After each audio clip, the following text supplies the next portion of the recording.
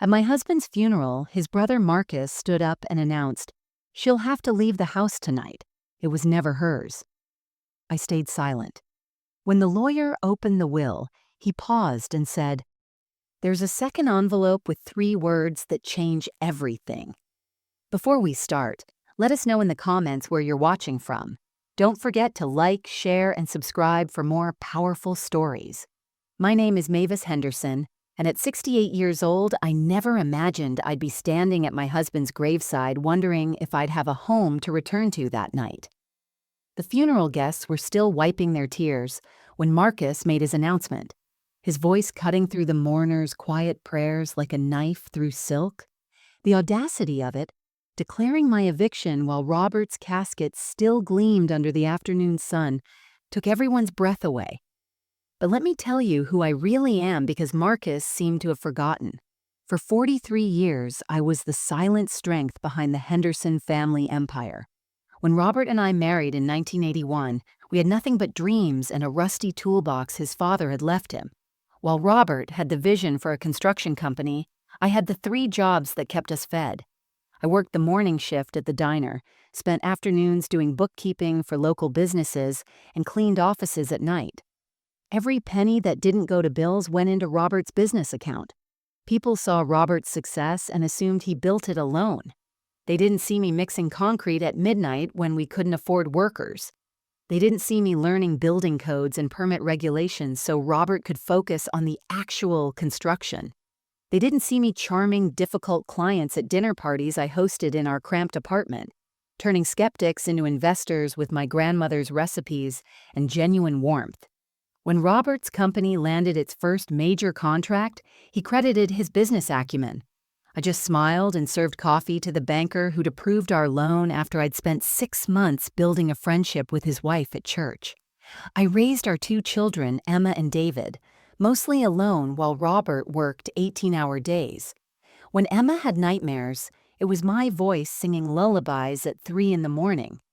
When David broke his arm playing football, I was the one who held him through the pain while Robert was states away securing contracts. I don't say this with bitterness. We were building something together, or so I thought. Every sacrifice was an investment in our family's future. The house Marcus claimed was never mine? I remember the day we bought it in 1995, a foreclosure that nobody else wanted. The walls were water-stained, the floors were rotting, and the garden was a jungle of weeds and broken glass. Robert saw potential. I saw work. For 2 years, I spent every weekend scraping wallpaper, sanding floors, and painting walls. I planted every rosebush in that garden with my own hands, built the pergola where our daughter got married, and refinished the hardwood floors while 7 months pregnant with our second child. When Robert's mother developed dementia, I brought her into that home without hesitation. For 7 years, I was her primary caregiver, changing her clothes when she forgot how to dress, feeding her when she forgot how to eat, and holding her hand through the long nights when she forgot who she was, but somehow remembered my name.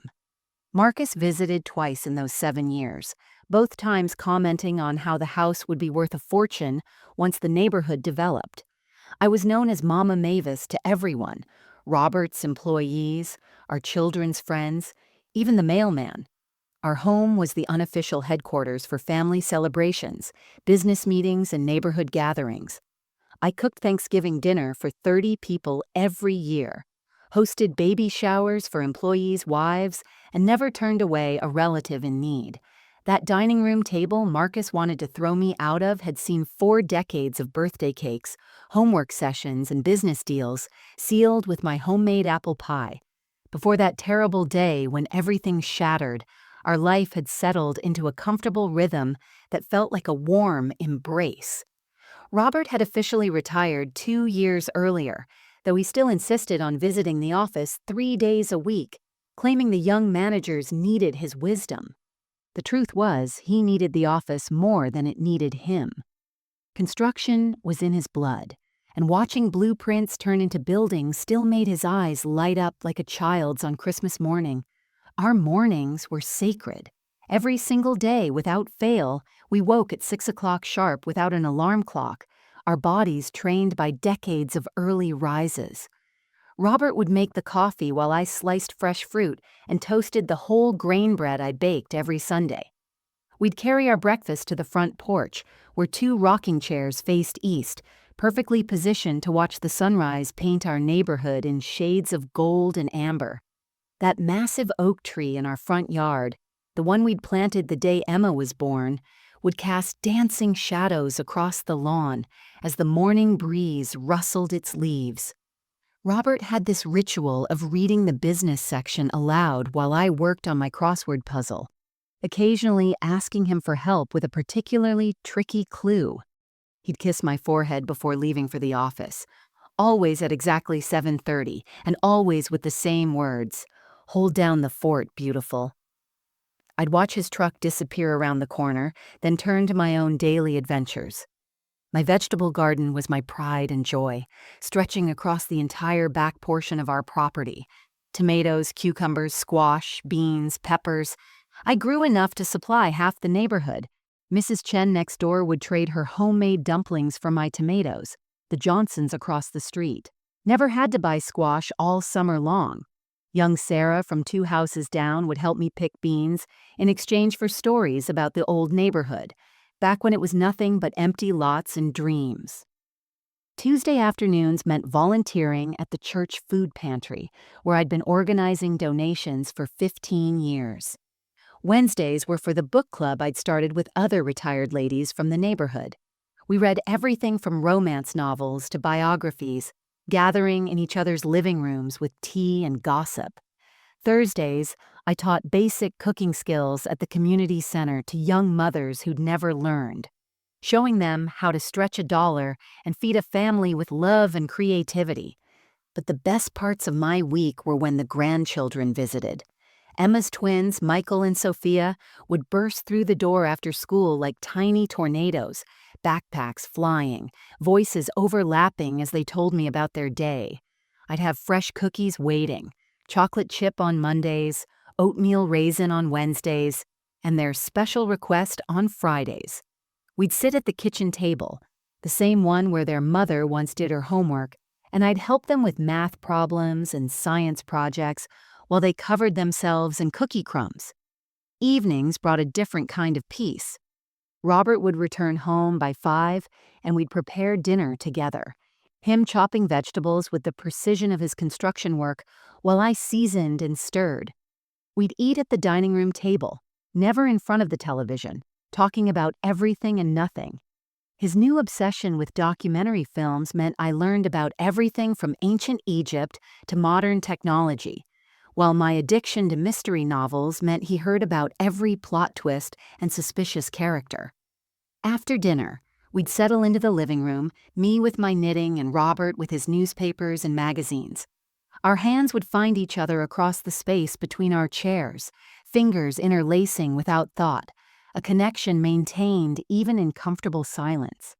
By 9 o'clock, we'd head to bed, where Robert would read another chapter of whatever historical biography he was working through, while I applied my night cream and planned the next day's activities.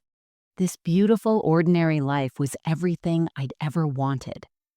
The first crack in our perfect routine appeared 3 months before Robert's heart attack, subtle as a hairline fracture in fine china. It was a Tuesday afternoon in late spring when Marcus's silver Mercedes pulled into our driveway. Unusual because Marcus typically visited only for Sunday dinners or holidays.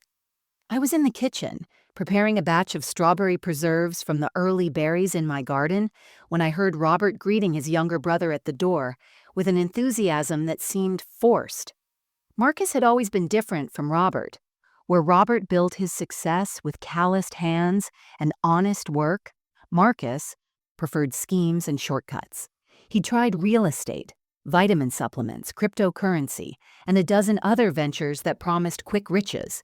Each failure brought him back to Robert for loans he never quite managed to repay. But family was family, and Robert always said blood was thicker than business. That day, Marcus carried a leather briefcase that looked new and expensive, the kind that screamed of importance and urgency.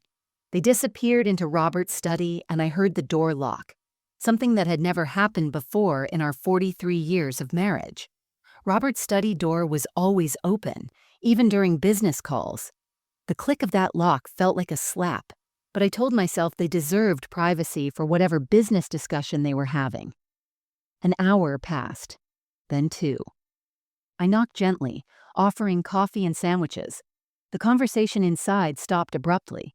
Marcus opened the door just wide enough to accept the tray, his smile tight and artificial. Behind him, I caught a glimpse of Robert hunched over his desk, reading glasses perched on his nose, studying documents spread across the mahogany surface like a map of secrets. Papers with official-looking seals and small print that Robert was marking with a yellow highlighter. Something he only did for important contracts. This became a pattern. Every Tuesday and Thursday, Marcus would arrive at precisely 2 o'clock, always with that same briefcase, always when he knew I'd be occupied with gardening or household tasks. The locked door became routine, their hushed voices a constant murmur that seemed to grow more intense with each visit. Once I pressed my ear against the door and heard Marcus saying something about protecting assets and inevitable circumstances. Robert's response was too quiet to hear, but the weariness in his tone was unmistakable. The changes in Robert became harder to ignore.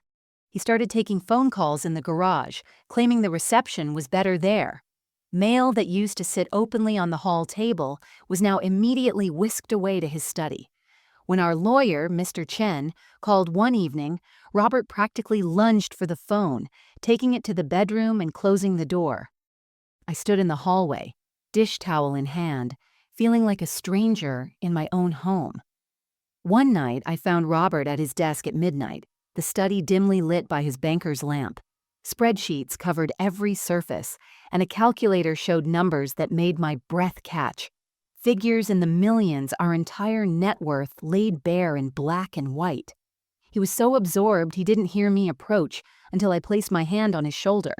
He actually jumped, quickly shuffling papers into a manila folder and sliding it into his desk drawer. "Everything all right, honey?" I asked, trying to keep my voice light despite the knot forming in my stomach. His hand trembled slightly as he turned the key in the drawer lock. "Just thinking about the future, Mavis. Making sure everything's in order." He stood up, pulled me into an embrace that felt desperate rather than comforting, and held me like he was memorizing the feeling. "Robert, if something's wrong, you can tell me. We faced everything together." He pulled back, cupping my face in his weathered hands, and I saw something in his eyes I'd never seen before. Fear mixed with resignation. "Some things, my love, are better left unsaid. Just remember, I've always loved you. Always." I spent the next few weeks constructing elaborate explanations for every strange behavior, like a desperate architect building castles in the air. 43 years of marriage had taught me that Robert was a good man, a faithful husband, a devoted father. Whatever was happening with Marcus had to have a reasonable explanation. My mind worked overtime creating scenarios that would preserve the world I knew. Perhaps Marcus had finally found a legitimate business opportunity and needed Robert's expertise. After all, Robert's construction company had grown from nothing into a multi-million-dollar enterprise. Maybe Marcus wanted to start his own construction firm in another state and needed his older brother's guidance on contracts, permits, and regulations. The locked doors could simply be about protecting sensitive business information. The secrecy might be about surprising me with something wonderful. Marcus investing in that beach house I'd admired in Florida, where Robert and I could spend our golden years watching sunsets over the Gulf.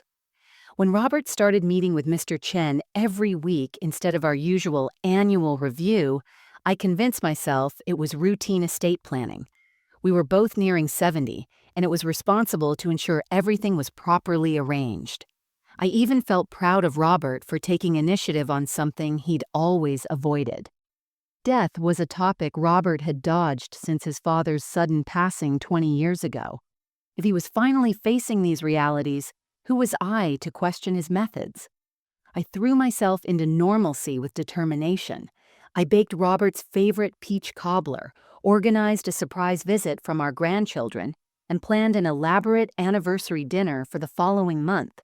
When friends asked if everything was all right, apparently Robert's distraction had been noticed at his Rotary Club meetings, I laughed off their concerns. You know how men get when they're planning something special? I'd say with a knowing wink that suggested delightful secrets rather than creeping dread. The universe seemed to test my denial daily. I found a business card for a financial advisor I'd never heard of tucked in Robert's jacket pocket while doing laundry. Instead of confronting him, I told myself he was being proactive about our retirement investments. When $1,000 withdrawals appeared on our joint account statements, I reasoned he was probably helping Marcus with startup costs for his new venture. Robert had always been generous with family. When I overheard Robert on the phone saying, "She doesn't need to know yet," I assumed he was planning my 70th birthday party, still 8 months away. My daughter Emma noticed the tension during Sunday dinner. "Dad seems different," she mentioned while helping me clear plates. "Is everything okay between you two?" I assured her that her father was just adjusting to retirement, that men sometimes struggled with the transition from provider to pensioner. The lie tasted bitter on my tongue, but admitting my fears out loud would make them real, and I wasn't ready for that earthquake. At night, I'd lay beside Robert, feeling the distance between us despite the mere inches separating our bodies. He'd fallen into the habit of taking sleeping pills, claiming his back pain was keeping him awake, but I knew better. It was whatever burden he was carrying that stole his sleep. Still, I said nothing, choosing instead to pretend his restlessness was about aging joints rather than guilty conscience. The morning Robert had his heart attack, he'd been particularly affectionate. He lingered over breakfast, complimenting my scrambled eggs as if they were a gourmet meal. He held my hand during our entire porch sitting, something he hadn't done in weeks. When he left for the office, he turned back twice to look at me, as if photographing the moment with his eyes. I should have known then that something was terribly wrong, but denial is a powerful drug, and I was fully addicted to the comfort of believing our life would continue exactly as it always had. The day before Robert's heart attack was unseasonably warm for October, the kind of Indian summer day that made me open all the windows to let the golden air flow through our home. I was putting away laundry, humming an old hymn from our wedding, when I noticed Robert's dresser drawer wasn't completely closed, unusual for a man who treated organization like a religion. As I pushed it shut, it stuck halfway, something blocking its path. I pulled the drawer open to readjust whatever was causing the jam and found a manila envelope wedged against the back, partially hidden beneath his collection of watches and cufflinks. My hands hesitated. In 43 years, I'd never snooped through Robert's belongings. We'd built our marriage on trust and respect. But something about that envelope, crisp and new against the worn wood of the drawer, called to me like a siren's song. Inside were bank statements from Washington Federal, but not from our familiar joint accounts. This was something different, an account in Robert's name alone, opened 6 months ago without my knowledge. The initial deposit was $50,000, transferred from our joint savings. My legs went weak, and I sat heavily on our bed, the papers trembling in my hands as I traced each transaction with my finger.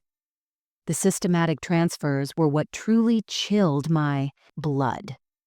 Every 2 weeks, like clockwork, $25,000 moved from our various joint accounts into this secret one.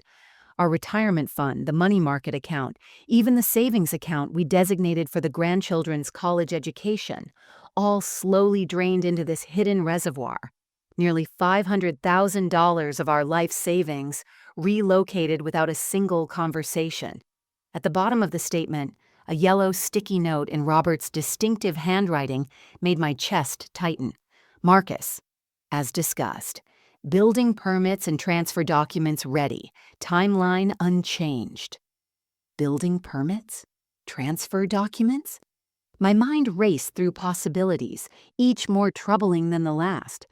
What could Marcus possibly be building that required $500,000 of our money? I pulled out my phone with shaking fingers and photographed every page, every transaction, every notation. The timestamps on the photos would prove when I discovered this betrayal. My grandmother, who'd survived the Depression and a cheating husband, had taught me to always document everything. Evidence, she used to say, is a woman's best friend when men start keeping secrets. Deeper in the envelope, I found a business proposal with Marcus's company letterhead, one I'd never seen before. MH Enterprises, Real Estate Development and Investment. Since when did Marcus have a real estate company? The proposal outlined plans for a strip mall development, with Robert listed as the primary investor and Marcus as the managing partner. The project address was our home.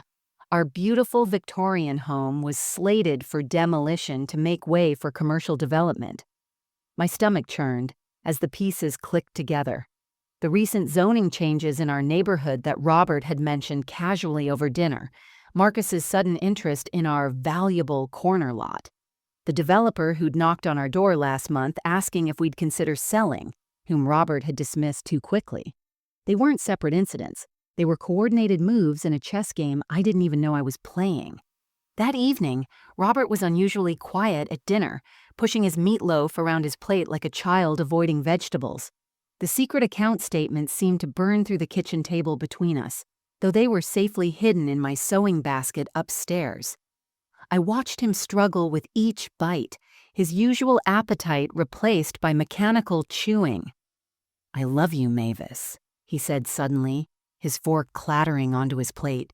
"Whatever happens, remember that I've always loved you." The words hung between us like a confession waiting to be born. I wanted to confront him, to slam the evidence on the table and demand explanations. But something in his eyes, was it fear, guilt, resignation, stopped me cold. Tomorrow, I told myself. I'll confront him tomorrow when we're both rested, when I've had time to think clearly. Tomorrow never came. Robert's funeral was supposed to be a celebration of life, a final goodbye to a man who'd built half the commercial buildings in our city. The church was packed with employees, business associates, and family members who'd traveled from 3 states away. I sat in the front pew, Emma on my right, David on my left, feeling hollow but maintaining the dignified composure expected of a widow. The pastor had just finished speaking about Robert's generosity when Marcus stood up from his seat across the aisle. He wasn't scheduled to speak. The program clearly listed only 3 eulogies, from Robert's business partner, our son David, and our longtime friend James. But Marcus strode to the podium with the confidence of a man who'd been planning this moment, adjusting the microphone with theatrical precision.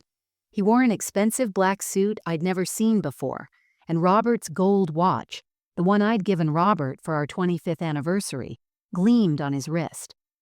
"My brother Robert was a great man," Marcus began, his voice carrying false sorrow that made my skin crawl. "He built an empire from nothing, created jobs for hundreds, and always put family first. That's why, in his final months, he entrusted me with his most important legacy, protecting the family assets and ensuring proper management of the estate." Murmurs rippled through the congregation. Emma's hand found mine, squeezing tight. I kept my eyes fixed on the casket, on the flowers I'd chosen, white roses because Robert always brought them for our anniversaries. "As executor of Robert's estate," Marcus continued, producing a folder from his jacket, "I have the difficult duty of announcing some immediate changes. The family home on Maple Street will be vacated tonight to begin its transition to commercial development as Robert wished. Mavis will need to collect her personal belongings by 6 o'clock this evening." The church erupted. Someone gasped. Emma started to stand, but I held her back with surprising strength, my fingers digging into her arm. Through the chaos, I heard fragments of shock. At his funeral? How could he? That poor woman. Marcus raised his voice over the commotion. "I understand this is difficult, but Robert was clear in his instructions. The house, the business, the investments, Everything has been restructured to protect the Henderson legacy. As the new CEO of Henderson Construction and trustee of all family assets, I'll ensure Robert's vision continues. My son David shot up from his seat. Uncle Marcus, this is neither the time nor— Sit down, David, Marcus interrupted. Your father signed these documents 3 months ago, fully sound of mind. Mr. Patterson here. He gestured to a man I recognized as his golf buddy who claimed to be a financial advisor. Witnessed everything. Mavis knew this was coming. Robert told me she'd been showing signs of confusion, forgetfulness. It's why he made these protective arrangements. The lie hit me like a physical blow. Confusion, forgetfulness. I who managed our household accounts to the penny, who remembered every birthday, anniversary, and doctor's appointment for the entire family? The congregation turned to look at me with pity, some already believing Marcus's carefully crafted narrative of a failing widow who couldn't be trusted with finances. Pastor Williams stepped forward, clearly disturbed. Mr. Henderson, perhaps this discussion would be better suited for— No, Marcus cut him off. Robert wanted transparency. The family needs to know that everything is being handled according to his wishes. The construction company will continue under my leadership. The house will be demolished next month for the strip mall Robert and I planned together. And Mavis, he looked directly at me for the first time, will be well taken care of in the assisted living facility we've selected for her. Assisted living facility. The words echoed in the sacred space where Robert and I had married, where we'd baptized our children, where we'd renewed our vows on our 40th anniversary. The betrayal was complete. Not just theft, but character assassination in front of everyone who mattered to us. That evening, as relatives gathered at what was supposed to be my home for the reception, whispers followed me like shadows. Marcus held court in Robert's study, the door now wide open, showing documents to anyone who'd listen. I was in the kitchen mechanically arranging sandwiches I had no intention of eating when Linda, Robert's secretary for 15 years, approached with trembling hands. Mrs. Henderson, she whispered, glancing nervously toward the study. I need to speak with you privately, please. We stepped onto the back porch where my garden stretched out in the dying light.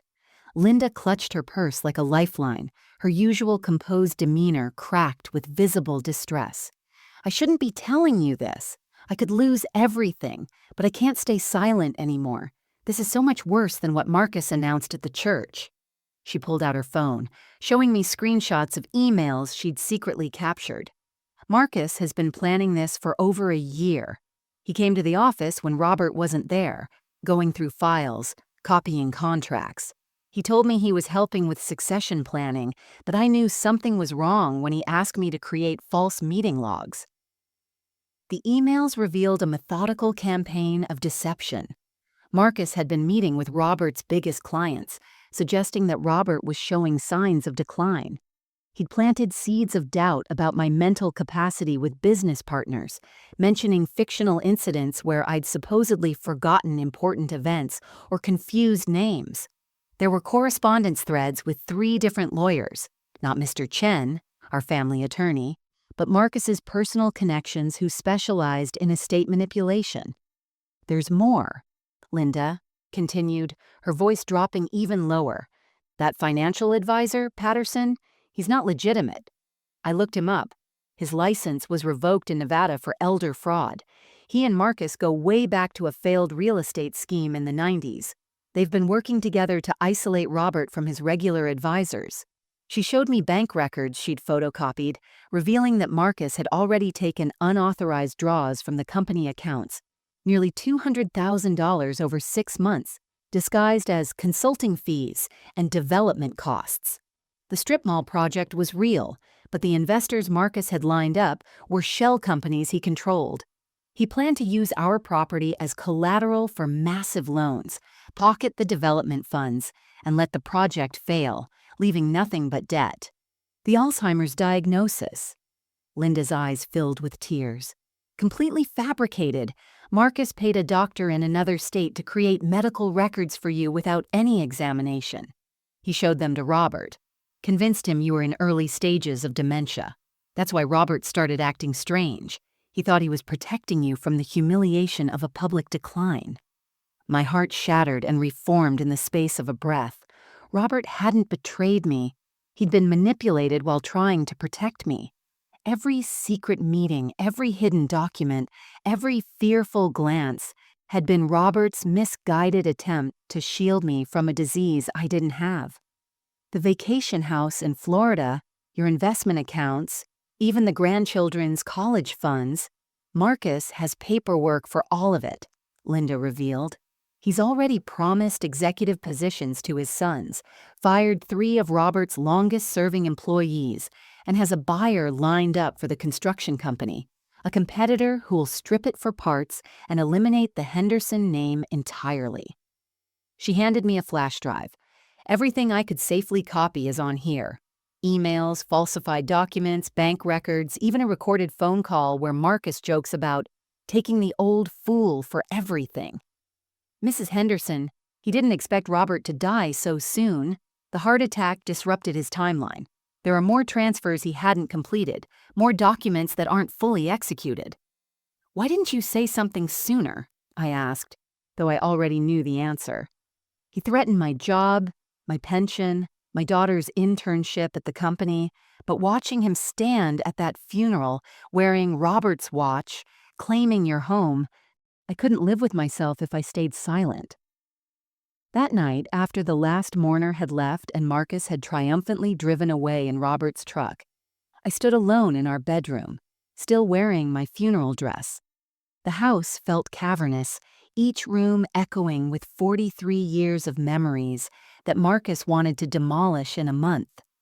I walked to Robert's closet, burying my face in his shirts, breathing in the fading scent of his cologne mixed with sawdust, the smell of a builder, a creator, not a destroyer like his brother. I pulled out our wedding album from the shelf, my hands shaking as I opened it. There we were, young and radiant, Robert's arm around my 19-year-old self, both of us grinning at a future that seemed limitless. The girl in that photo had worked 3 jobs to help her husband build an empire. She'd chosen linoleum floors over a honeymoon, generic cereal over name brands, secondhand clothes over new, all to save money for Robert's first excavator. The tears came then, violent and uncontrolled. I collapsed onto our bed, clutching the album, sobbing until my ribs ached. Every sacrifice flashed before me like a cruel slideshow. The anniversary dinners I ate alone because Robert had emergency client meetings. The miscarriage I suffered quietly in our bathroom while Robert was closing his first major deal. I'd driven myself to the hospital and never told him because I didn't want to derail his success. The children's school plays where I saved him a seat that remained empty. The chemotherapy treatments for breast cancer 10 years ago that I attended alone because Robert was handling a crisis at the company. I stumbled to Robert's study, where Marcus had left his conquest papers, scattered across the desk like victory flags. The walls were covered with photos of company groundbreakings, ribbon cuttings, Chamber of Commerce awards. In every picture, Robert stood proud and successful while I lingered in the background, the barely visible wife who made it all possible, the woman who typed proposals until 3 a.m, who charmed bankers' wives at country club dinners, who raised 2 children essentially alone while Robert built his kingdom. For what? So Marcus could steal it all with a forged medical report and a con artist's smile? I found myself in the kitchen at 2 a.m, standing where I'd prepared thousands of meals. The renovation we'd done 5 years ago, Italian marble countertops Robert had insisted on despite the cost, seemed to mock me now. This kitchen would be rubble in a month. The garden visible through the window, where I'd grown vegetables that fed half the neighborhood, would be covered in concrete. The pergola where Emma got married would be replaced by a parking lot. The betrayal went deeper than money or property. It was the theft of meaning. Every sacrifice had been an investment in our future. But there was no our anymore. Marcus had convinced my dying husband that I was losing my mind, turned Robert's protective instincts against me. Robert died thinking he was saving me from humiliation while actually enabling my complete destruction. I opened the drawer where I kept birthday cards Robert had given me over the years. His handwriting deteriorated in the recent ones, probably the stress of Marcus's manipulation. The last card from 3 months ago read, "To my darling Mavis, my anchor in every storm." He'd been drowning in Marcus's lies, and I hadn't even known there was a storm. By 4 in the morning, I sat on the kitchen floor, surrounded by photos I'd pulled from walls, too exhausted to cry anymore. The house Marcus demanded I vacate by tonight wasn't just walls and floors. It was the museum of a life built on love, trust, and sacrifice. And it had all been for nothing. Marcus would demolish it all, and everyone would remember me as the confused old woman who couldn't handle her own affairs.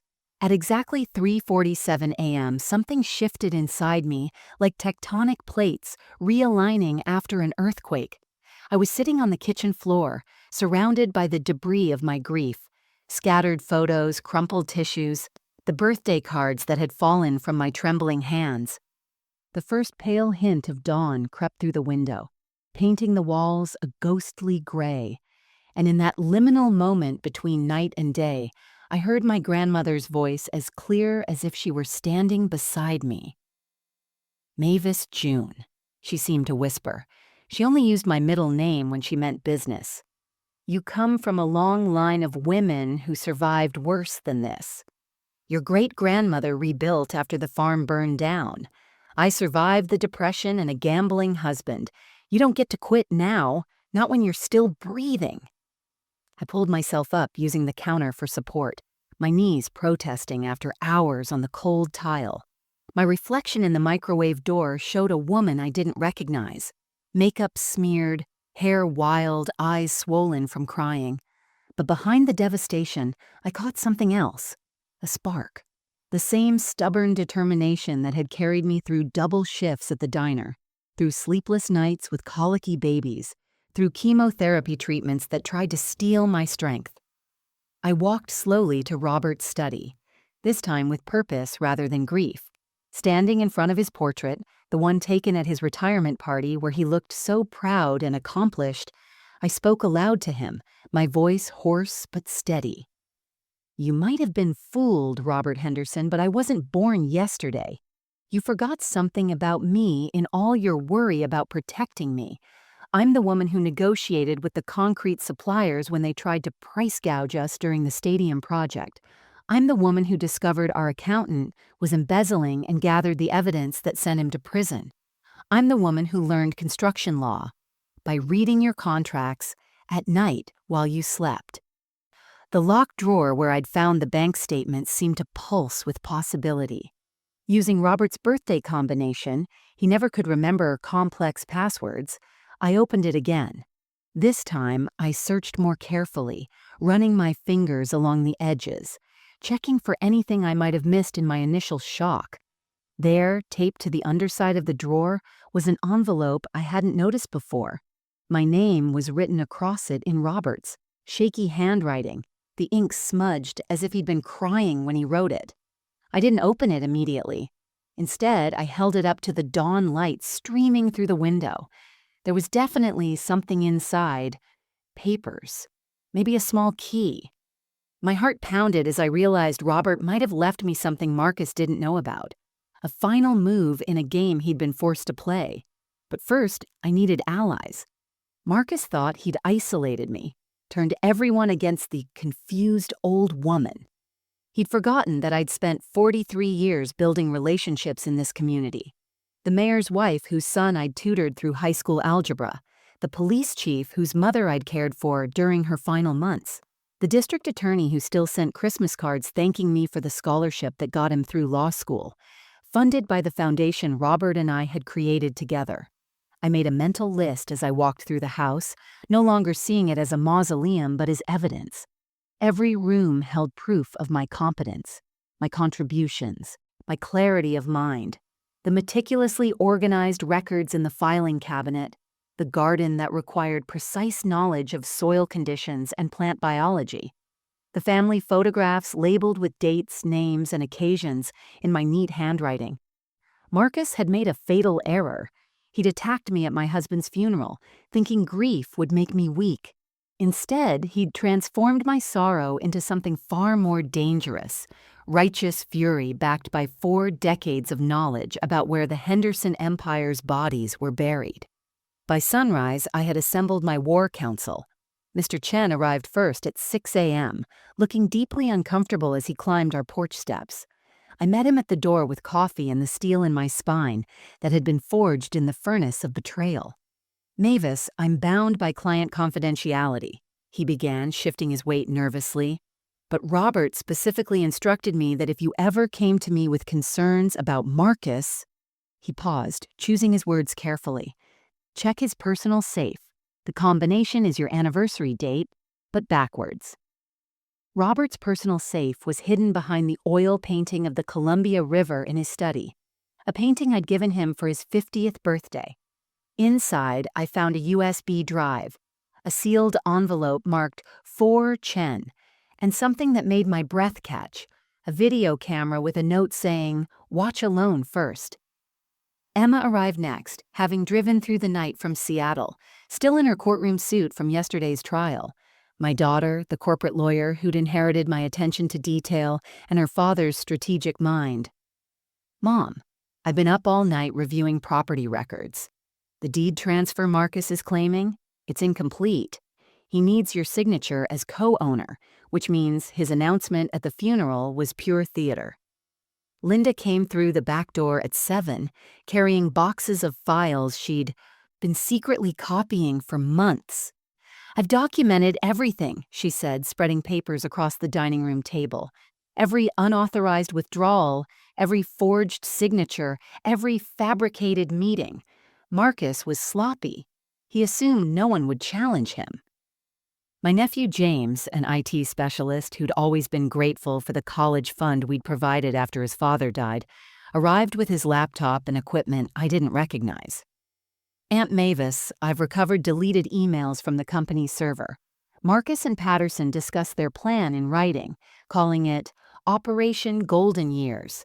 They literally have a spreadsheet calculating how long you'd likely live and what your maintenance costs would be in assisted living." The video from Robert's safe was the cornerstone. I watched it alone first, as instructed, my hand over my mouth to stifle sobs. Robert, clearly dying, propped up in his study chair just 2 days before his heart attack. "Mavis, if you're watching this, Marcus has shown his hand. I'm sorry, my love. He convinced me you were sick, showed me medical reports, had experts explain the symptoms I should watch for. I was so scared of watching you fade away that I signed things I shouldn't have. But yesterday, Linda told me the truth about the fake diagnosis. I've been such a fool. I've prepared everything Chen needs to destroy Marcus's claim. The second will invalidates everything signed under duress. Marcus doesn't know it exists. I love you, Mavis. Trust yourself. You were always the strongest one." Chen watched the video next, his expression shifting from discomfort to professional rage. "This changes everything. Fraud, elder abuse, forgery, conspiracy. Marcus and Patterson are looking at federal charges. We spent the day building our case like architects of justice. Emma drafted cease and desist orders for the property transfer. James created a digital timeline showing how Marcus's emails contradicted his public statements. Linda provided employment records proving Marcus had been terminated from 3 previous companies for financial misconduct, information Robert never knew. But the masterpiece was discovering that Patterson's financial advisory firm was operating without a license in our state. Every document he'd witnessed was legally worthless. Moreover, the strip mall investors Marcus had lined up were being investigated by the SEC for money laundering. "We don't just want to stop him," Emma said, her eyes gleaming with inherited Henderson determination. "We want to expose him completely." The will reading was scheduled for Monday morning. Marcus expected to collect his spoils. Instead, he'd be walking into an ambush 43 years of underestimation in the making. Monday morning arrived with unusual drama. Thunderclouds gathering on the horizon like nature itself was preparing for the confrontation. Marcus had spent the weekend celebrating prematurely, posting photos on social media. From Robert's office, sitting in his chair, feet up on the desk like a conquering emperor. He'd even sent me a text at 6 a.m. Movers will arrive at noon. Have your things ready. The arrogance of it fueled my resolve. Chen's office building stood like a fortress of justice in downtown, its glass and steel facade reflecting the stormy sky. I arrived deliberately late at 9:55 for the 10 a.m. reading, wanting Marcus to think he'd already won. Emma flanked me on one side, her briefcase containing enough evidence to bury Marcus twice over. Chen walked on my other side, his usual jovial demeanor replaced with prosecutorial intensity. The conference room was packed beyond capacity. Marcus had invited an audience to witness his triumph. All three of his sons, their wives, his lawyer team, 3 men in identical gray suits who looked like corporate vultures. And most audaciously, several of Robert's biggest clients and business partners. He'd even invited members of the media, telling them they were about to witness a historic transition in the Henderson legacy. Marcus sat at the head of the table, Robert's traditional seat, wearing Robert's watch, Robert's cufflinks, even Robert's cologne. The moving truck he'd hired was parked ostentatiously outside, visible through the floor-to-ceiling windows. Henderson Commercial Development already painted on its side. His sons wore matching smirks, already calculating their new positions in the company they'd never worked a day to build. Finally, Marcus announced as I entered, not bothering to stand. I was beginning to think Mavis had forgotten the time. You know how she's been lately. He shot meaningful looks at the gathered executives, who shifted uncomfortably. I took my seat silently, placing my purse carefully on the table. The same purse that contained the recording device James had given me, already capturing every word. Emma sat beside me, opening her briefcase with deliberate slowness, revealing neat stacks of documents that made Marcus's lawyers lean forward nervously. Chen took his position at the podium, but instead of one envelope, he carried a banker's box. Marcus's smile faltered slightly. That seems excessive for a simple will reading, Chen. The Henderson estate is anything but simple, Chen replied, his tone sharp enough to cut glass. He began pulling out documents, arranging them in precise order. Before we begin, I need to verify that all interested parties are present. Mavis Henderson? Present, I said, my voice clear and strong. Marcus Henderson? Obviously present, Marcus said, irritation creeping into his voice. Detective Raymond Walsh? The room went silent. Marcus's head snapped toward the door where Detective Walsh, whom I'd known since he was a rookie officer we'd helped through night school, entered in full uniform. What is this? Marcus demanded, starting to rise. Please remain seated, Mr. Henderson, Walsh said formally. I'm here at Mr. Chen's request regarding potential criminal matters that may arise during these proceedings. Marcus's lawyers immediately began whispering among themselves. The business partners exchanged worried glances. The media representatives pulled out their phones, sensing the story had just changed dramatically. Chen adjusted his glasses, a gesture I recognized as his courtroom tell when he was about to demolish someone. We'll begin with the will Robert Henderson signed 3 months ago, the one Mr. Marcus Henderson has been referencing. He held up the familiar document. However, there are several other documents that supersede this will, as well as evidence that brings its validity into serious question. Marcus's face had gone from confident to confused to concerned in the span of 30 seconds. What other documents? I was with Robert for every— Exactly, Chen interrupted. You were with him for every coerced signature, every fraudulent transfer, every manipulated decision. The room held its breath as Chen reached for a second envelope, this one sealed with red wax bearing Robert's personal seal. Chen broke the red wax seal with ceremonial precision, the crack echoing through the silent conference room. This second will was executed one day after the first, filed separately with the state, and witnessed by Judge Patricia Morrison and federal prosecutor Janet Kim, both unimpeachable witnesses Mr. Marcus Henderson couldn't possibly have influenced. Marcus shot to his feet. "That's impossible. I was with Robert every—" He stopped abruptly, realizing he'd just admitted to controlling Robert's every move. "Please, Mr. Henderson, let me finish," Chen continued calmly. "But first, I believe we should all watch something." He nodded to Emma, who connected her laptop to the conference room screen. Robert's face appeared, gaunt but determined, filmed in what was clearly a hospital room. The timestamp showed 48 hours before his death. Marcus went pale as Robert began to speak. "I, Robert James Henderson, being of sound mind and body, hereby revoke all previous wills and documents signed under the coercion of my brother, Marcus Henderson. I was deceived into believing my beloved wife Mavis was suffering from dementia, based on fraudulent medical documents Marcus procured from a Dr. Harold Stevenson, who I've since learned lost his license in 2019 and never actually examined my wife." Gasps rippled through the room. The media representatives were furiously typing. Marcus's lawyers began backing away from their client. The video continued. "Marcus has been embezzling from Henderson Construction for 5 years. The evidence is documented in the company's hidden audit files. Password Mavis 1956. He threatened to destroy my wife's reputation with these false medical reports if I didn't comply with his demands. Every document I signed under his influence was signed under duress and is hereby null and void."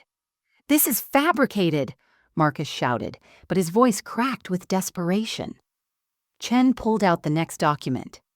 "Mr. Patterson, would you please explain your credentials to verify these documents you allegedly witnessed?" Patterson, who'd been trying to shrink into his chair, stammered, I'm a certified financial advisor." "Really?" Detective Walsh stepped forward. "Because according to the state licensing board, your license was revoked in Nevada for elder fraud in 2018, and you've never been licensed in this state. That makes every document you witnessed fraudulent." Emma stood, her courtroom presence commanding attention. "We also have email evidence." She clicked to the next slide, showing Marcus's emails with Patterson. One read clearly, "The old woman won't know what hit her. Once Robert croaks, we'll have everything. Already got buyers for the company who'll pay triple once we strip the assets." The room erupted. Robert's business partners were on their feet, shouting. One of Marcus's own sons stepped away from his father, shock written across his face. "There's more," Chen announced, his voice cutting through the chaos. "The second envelope contains something special." He pulled out a single sheet of paper. "A letter from Robert to Mavis, to be read publicly." He began. "My dearest Mavis, by the time you hear this, Marcus will have revealed his true nature to everyone. You were never sick, never confused, never anything but the brilliant woman who built this empire beside me. The house is yours. It always was. The company is yours. You helped pour the foundation. Marcus, you're finished." The final blow came when Chen revealed the forensic accountant's report. Marcus Henderson has stolen $1.8 million over 5 years through false invoices, phantom employees, and unauthorized transfers. We have copies of everything, already provided to the FBI this morning. Detective Walsh stepped forward with handcuffs. "Marcus Henderson, you're under arrest for fraud, elder abuse, embezzlement, and conspiracy." As the metal clicked around Marcus's wrists, he looked at me for the first time with real fear. The 3 words Robert wanted me to say? I stood, finally breaking my silence. "You chose wrong." 6 months later, I stood in my garden on a perfect spring morning, my hands deep in the soil as I planted Robert's favorite roses along the fence line. The house Marcus had tried to steal stood strong behind me, its windows gleaming in the morning sun. The demolition equipment he'd scheduled never arrived. I'd called them personally the day after his arrest to cancel, savoring every word of that conversation. The trial had been swift and decisive. Marcus was convicted on all charges: wire fraud, embezzlement, elder abuse, and conspiracy. The judge, who happened to be the son of one of Robert's first clients, sentenced him to 12 years in federal prison with no possibility of early release. The courtroom had been packed with Henderson Construction employees who'd feared for their jobs, community members who'd been deceived by Marcus's lies, and every person who'd attended that horrible funeral where he'd tried to destroy me. Patterson fled the state but was arrested at the Mexican border, trying to escape with a suitcase full of cash. Money he'd stolen from 3 other elderly victims we hadn't even known about. He got 15 years, and his testimony against Marcus in exchange for a slightly reduced sentence revealed even more schemes they'd planned, including selling our family cemetery plots where Robert now rested in peace. Marcus's sons, once so eager to claim their unearned positions, scattered like leaves in a storm. The eldest, who'd already printed business cards reading Executive Vice President, publicly apologized and returned the company car Marcus had given him. The other 2 moved out of state, too ashamed to face the community that had watched their father's spectacular downfall. I restructured Henderson Construction completely. Emma took over as CEO. She'd earned it with her brilliant legal mind and genuine care for the employees. We implemented profit sharing that Robert had always talked about but never acted on, giving every employee a stake in the company's success. The first quarterly bonus under the new structure was the largest in company history. Linda became Chief Operating Officer, her years of secret loyalty finally rewarded with the position she'd always deserved but never asked for. She cried in my office when I handed her the promotion letter, saying she'd only done what was right. "That's exactly why you deserve this," I'd told her. The scholarship fund Marcus had dissolved was reinstated with double the endowment, funded partially by the sale of Marcus's assets seized by the court. The vacation home he'd already mentally spent was sold, and the proceeds went to establishing a legal aid foundation for elderly victims of financial abuse. We called it the Robert Henderson Justice Fund, and its first case was helping Mrs. Chen's elderly mother recover assets stolen by a caregiver who'd heard about Marcus's scheme and thought she could replicate it. The strip mall project died before ground was ever broken. Instead, I worked with the city to have our block designated as a historical preservation district, ensuring that the Victorian homes that gave our neighborhood character would stand for generations. The developer who'd been circling like a vulture sent flowers and an apology, claiming he'd had no idea about Marcus's deception. I composted the flowers and framed the letter as a reminder to stay vigilant. Every Sunday the family still gathered for dinner, but the table felt lighter, cleaner, like a poison had been extracted. Emma's twins had made me a sign for the dining room: Mama Mavis's house, where truth lives. It hung where Marcus used to sit, a daily reminder that justice, though sometimes delayed, eventually finds its way home.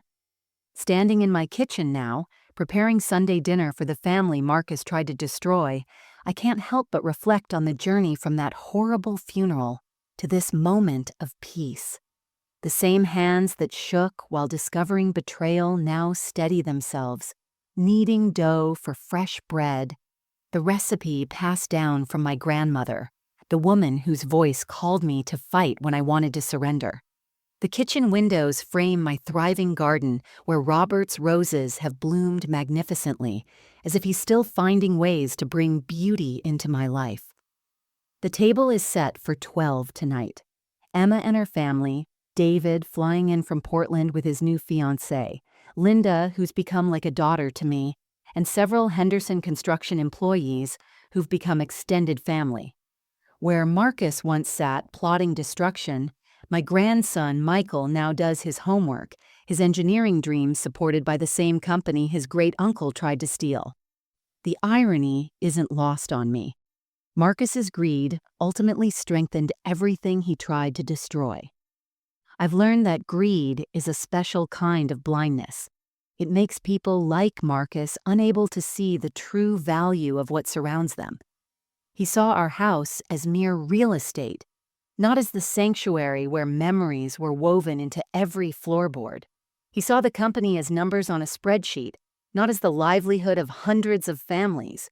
He saw me as a weak old woman, not as someone who'd spent 43 years learning every aspect of the empire he thought he could steal with forged signatures and lies. The deepest betrayal wasn't the money or the property. It was using Robert's love for me as a weapon against us both. Marcus knew Robert's greatest fear was watching me decline, and he exploited that terror with surgical precision. But love, real love, leaves traces that can't be forged or stolen. It lives in sealed envelopes hidden in drawers, in secret videos recorded with failing strength, in the 3 words Robert left for me. You chose wrong, and he was telling Marcus that choosing greed over family was the worst investment he'd ever make. Marcus sits in federal prison now, eating institutional food while I cook feast after feast in the kitchen he tried to demolish. His sons live in shame, while my grandchildren hold their heads high. The empire he coveted has grown stronger without him, proof that businesses built on integrity can survive any storm. Every success Henderson Construction achieves, every scholarship we award, every family we help through our legal aid foundation, is a testament to choosing love over greed, trust over treachery, family over fortune. But here's what I want anyone watching to understand. The signs were there. The locked doors, the secret meetings, the sudden changes in behavior. Your instincts are rarely wrong. Document everything, even when you're told you're being paranoid. Build relationships based on genuine care, not transaction. Because when the storms come, those are the people who will stand with you. And never, ever let anyone convince you that age makes you weak. Sometimes, it just makes you wise enough to fight differently. What would you have done in my situation? Would you have fought back like I did, using the law and truth as your weapons? Or would you have walked away to keep the peace, letting injustice win to avoid conflict? How many of you have stayed silent when family members cross lines, afraid that speaking up would shatter the illusion of harmony? Share your thoughts in the comments below. If you have your own story of betrayal and triumph, I'd love to hear it. If this story touched you or reminded you to trust your instincts, please share it with someone who needs to hear that it's never too late to stand up for yourself. Subscribe for more stories of ordinary people facing extraordinary betrayals and finding the strength to fight back. Remember, the greatest revenge against those who underestimate you isn't anger or vengeance. It's proving them wrong, completely and publicly, while building something better from the ashes of their greed.